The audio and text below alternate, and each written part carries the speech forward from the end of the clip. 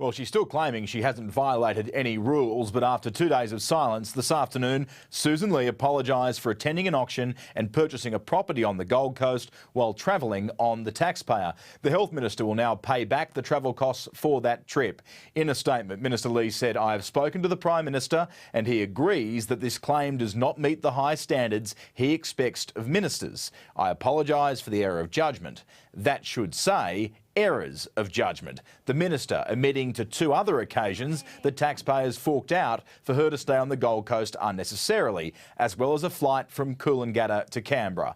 All of these claims we paid back. All will attract a financial penalty, and the department is now reviewing over a dozen trips to and from the Gold Coast in recent years made by the Minister. This all comes as Australian families are forced to tighten their own belts as childcare costs skyrocket. They may be little people, but they're putting increasingly bigger holes in the household budget.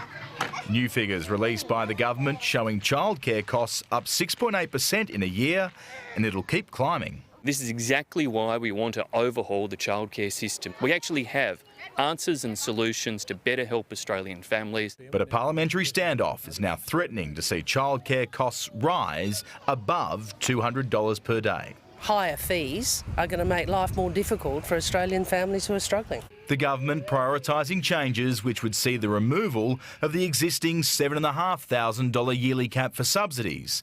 Instead, families earning under $185,000 per year will have unlimited access, while higher income families will be subsidised up to $10,000. Because our reforms will ensure that the hardest working Australian families will get the greatest support. A benchmark price for a day's childcare will also be established. This great big plan, which has been part of the government's project for a couple of years now, hasn't been brought into the parliament. And it won't be introduced until the Senate passes savings to family tax benefit payments to offset costs. I can't imagine a clearer case of robbing Peter to pay Paul than that. The government increasingly confident as negotiations continue a month out from Parliament's return.